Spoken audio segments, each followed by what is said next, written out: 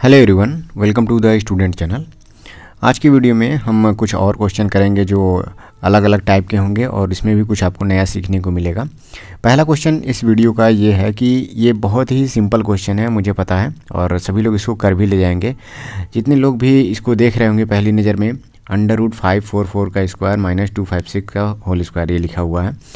अब सभी लोगों को पता है कि ये √a² माइनस b² के फॉर्म में है और इसका फार्मूला आपको पता है, तो आप सभी लोग a + b और a - b कर लेंगे।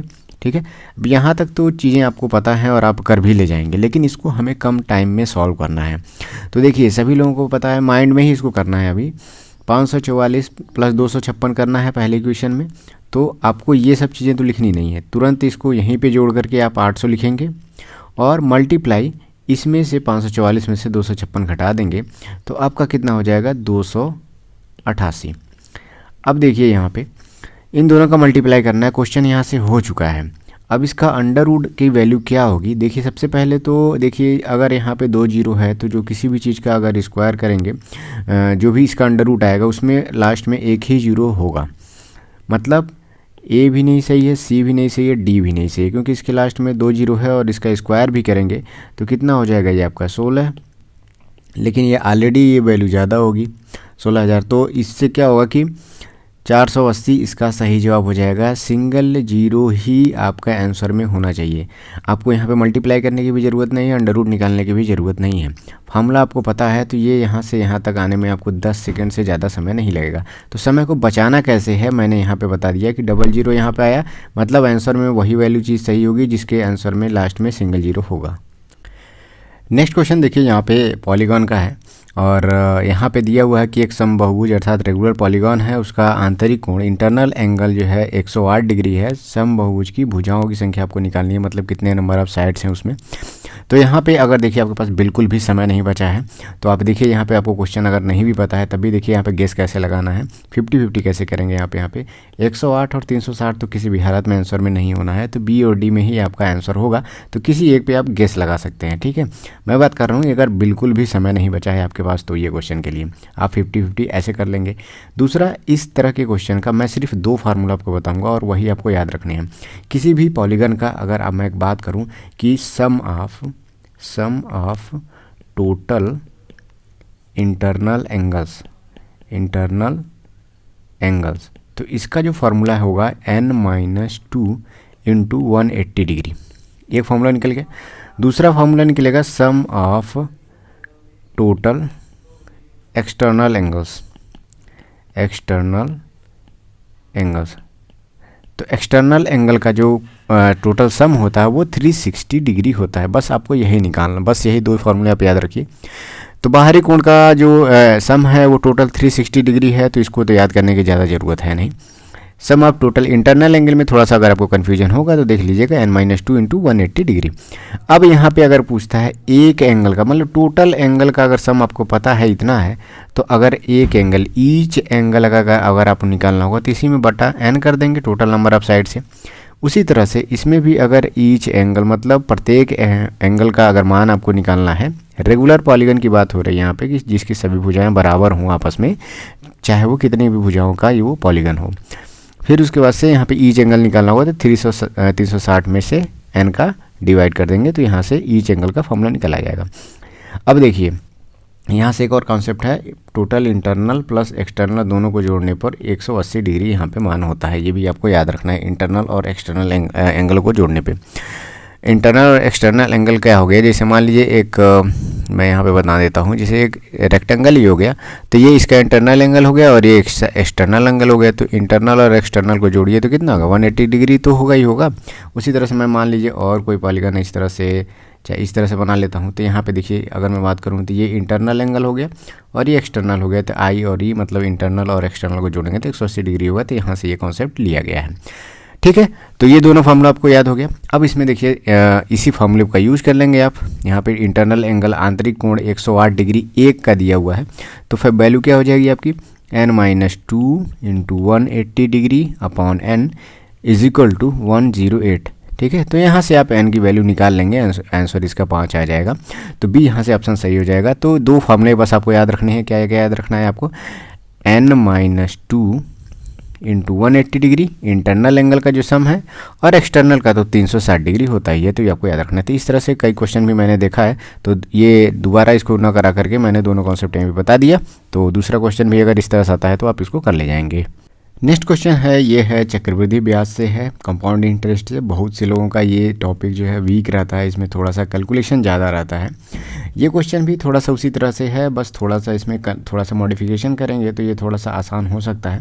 क्वेश्चन कह रहा है कि रामू 25% वार्षिक चक्रवृद्धि ब्याज की दर से 64,000 रुपये की राशि उधार लेता है और प्रत्येक वर्ष के अंत में वह आंशिक पुनर्भुगतान मतलब 3200 रुपये वो हर वर्ष के अंत में चुकाता भी रह रहा है, और ऐसा ये 3 किस्तों में भुगतान कर रहा है, लेकिन उसके पश्चात जो है धनराशि ज्ञात करनी है कितना बकाया है, ये आपको निकालना है। तो देखिए इस तरह से आप करेंगे, 64,000 रुपये आपके पास है और इस पर हम कैलकुलेशन करेंगे तो थोड़ा सा चीज़ें कॉम्प्लिकेटेड हो सकती हैं और बार बार वही चीज़ों को दोबारा लिखना पड़ेगा, वो कैलकुलेशन थोड़ा ज़्यादा भी हो जाएगा। तो हम क्या करेंगे यहाँ पे, और 3200 हर महीने चुका भी रहा है, तो हम 2 जीरो इसमें से भी हटा देते हैं, 2 जीरो इसमें से हटा देते हैं। जब फाइनल आंसर आएगा तो उसमें 2 जीरो हम लगा देंगे, कोई और बड़ी बात इसमें नहीं है। तो क्या करेंगे, यहाँ पे हो जाएगा आपके पास 640 और ये 32, मतलब 640 रुपये है वो। तो 25% चक्रवृद्धि ब्याज लगेगा, तो पहले साल तो 25% मतलब क्या हो जाएगा, वो धनराशि जुड़ के लास्ट में 125% वैल्यू हो जाती है। चाहे तो आप 25% निकाल के 640 में जोड़ दीजिए, या तो इसका डायरेक्ट 125% निकाल लीजिए।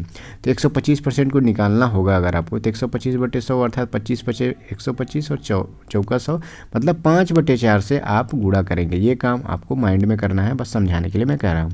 5/4 से गुणा करेंगे तो कितना हो जाएगा, 4 से ये 16 बार में 16×5 80, मतलब ये हो गया आपका 800 रुपये पहले साल के अंत में रहेगा। कितना आपको चुकाना है, 64,000 पे मैं बात नहीं कर रहा हूँ, 640 पे बात कर रहा हूँ।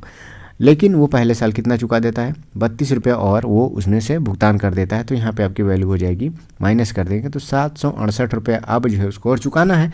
अब ब्याज आपका 768 रुपये पे लगेगा।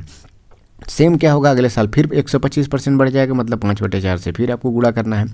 तो क्या हो जाएगा, 4 से अब ये 768 कट जाएगा तो कितना आ जाएगा वैल्यू, 4 एकम 4 9 और ये हो जाएगा 2, 192 गुणे 5 मतलब ये हो जाएगा आपका 960 रुपये।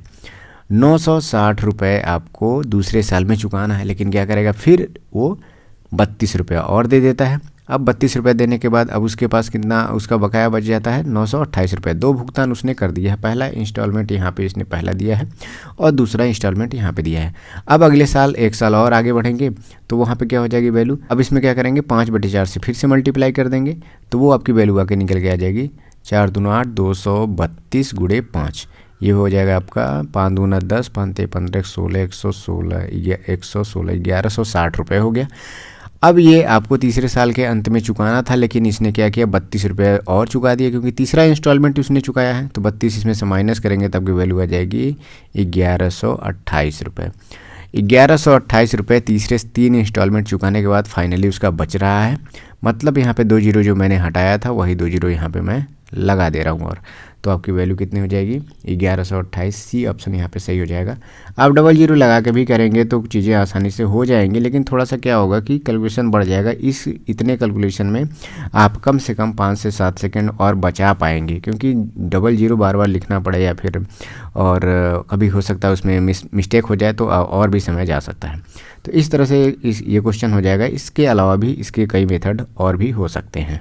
नेक्स्ट क्वेश्चन मिक्सचर और एलिगेशन से है, और ये क्वेश्चन इस चैप्टर का आसान क्वेश्चनों में से एक है। कह रहा है कि एक मिक्सचर का मात्रा जो है 72 लीटर है और उसमें पानी और दूध का अनुपात जो है 4:5 है। इस मिश्रण में कितनी मात्रा में दूध और मिलाया जाना चाहिए ताकि मिश्रण में पानी और दूध का जो अनुपात है वो 3:6 हो जाए।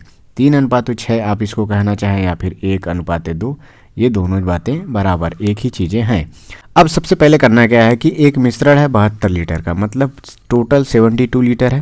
कह रहा है कि इसमें पानी और दूध का जो मात्रा है 4:5 में है, मतलब अगर 4:5 में है तो इन दोनों को जोड़ेंगे मतलब टोटल 9 रेशियो में आ रहा है 5 और 4 को, मतलब 9 का कितना गुना है, ये 8 गुना है। ये आप 8 गुना है तो मतलब क्या है 8 का मल्टीप्लिकेशन इधर भी कर दीजिए, मतलब पानी और दूध का जो मात्रा यहाँ पे 4:5 में है, तो एग्जैक्ट जो वैल्यू उसकी कितनी हो जाएगी, तो 8 चौको 32, मतलब 32 लीटर जो है पानी है और 8 × 5 = 40 अर्थात 40 लीटर उसमें दूध है। तो ये आपको पता चल गया यहाँ से। अब देखिए मैं लिख लेता हूँ 32 ऊपर और 40 नीचे। ऊपर पानी है, नीचे दूध का मात्रा है। इसको हमें बनाना है 3:6, चाहे तो 1:2 भी लिख सकते हैं, बात दोनों बराबर हो जाएगी। अब यहाँ कह रहा है कि मिश्रण में कितना हमें दूध मिलाना है। दूध मिलाना है मतलब दूध को हमने तो नीचे लिखा हुआ है, अर्थात मैं मान लेता हूँ x यूनिट इसमें दूध और मिला दिया जाए, हमारा अनुपात 3:6 में हो जाएगा। क्वेश्चन यहाँ से हो जाएगा x की वैल्यू आपको यहाँ पे निकालनी है। तो सिंपल 3 एकम 3 दूना 6 हो गया आपका, 32 दूना 64, ये हो गया 64 बराबर 40 + x हो जाएगा। तो x की वैल्यू यहाँ पे आप निकाल सकते हैं 24 लीटर। तो ये क्वेश्चन बहुत ही सिंपल है। आप ये कैलकुलेशन करने के बाद डायरेक्ट आंसर भी लिख सकते हैं, ये लिखने की ज़रूरत नहीं है उतनी। तो ए ऑप्शन यहाँ पे सही जवाब हो जाएगा। ये बहुत आसान क्वेश्चनों में से एक है।